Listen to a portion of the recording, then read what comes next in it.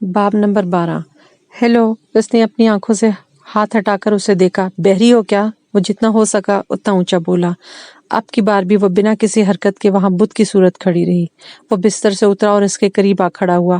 پاگل ہو تم؟ کیا ہو گیا ہے؟ اس نے اپنی پلکوں کو جھپکا کر اسے دیکھا۔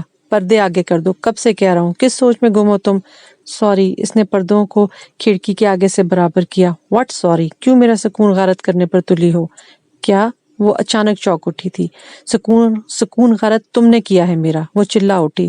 تمیز سے، اس نے اشارتاً اسے نیچی آواز میں بات کرنے کو کہا۔ تمہیں کیا لگتا ہے میں چپ چاپ یہ سب برداشت کر لوں گی؟ اوہ سیریسلی؟ وہ کہکا لگا کر ہنسا۔ یہ برداشت ہے تمہاری؟ تو اصل برداشت کیا ہوگی؟ اس سے پہلے وہ جواب دیتی، عالیہ کمرے میں داخل ہوئی۔ کیا ہو گیا ہے تم دونوں کو؟ کیوں بچوں کی طرح لڑ رہے ہو؟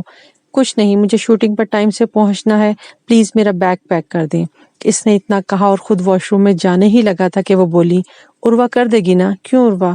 وہ جاتا جاتا رکا۔ جی؟ عروہ نے سوالیہ نگاہیں لیے انہیں دیکھا۔ یہ کیوں کرے گی؟ آپ کریں نا، اب سے یہی کرے گی۔ انہوں نے اسے گھور کر دیکھا تو وہ ضد ہو کر واش روم میں چلا گیا۔ آنٹی مجھے نہیں کرنا، پلیز آپ۔ عروہ میری بچی، اس رشتے کو دل سے تسلیم کرنے کی کوشش کرو۔ ان کی بات سن کر وہ طنزیہ مسکرائی۔ کیسا رشتہ آنٹی؟ اس رشتے نے تو مجھ سے میرے اپنے ہی چھین لیے۔ اس کی آنکھیں پھر سے سراب ہونے لگی۔ عروہ میری بچی، انہوں نے اس کی آنکھیں صاف کی اور اسے اپنے سینے سے لگایا۔ وہ جو ہی واش روم سے باہر نکلا تو ان دونوں میں محبت دیکھ کر جل کر رہ گیا۔ بس اس کی کمی تھی۔ تم کیوں جل رہے ہو؟ عالیہ ہنسی۔ عروہ اس سے الگ ہوئی اور اپنی آنکھوں کے کناروں سے آنسوؤں کو صاف کرنے لگی۔ نہیں، میں کیوں جلوں گا، پلیز کیری آن۔ اس نے اتنا کہا اور پھر اپنی الماری سے اپنی سفید شرٹ نکال کر دوبارہ واش روم میں چلا گیا۔ اس کی کسی بات کو دل پہ نہیں لینا، اوکے؟ وہ شرٹ پہن کر باہر آیا تو ان کی اس بات کو سن کر کہکا لگا کر ہنسا۔ میں کون سا اسے ورغلا رہا ہوں؟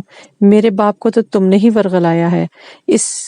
اس سے رہنے نہ ہوا تو وہ بے دریغ بول اٹھی۔ عالیہ اس کے الفاظ سن کر آنکھیں پھاڑے اس کا منہ دیکھنے لگی۔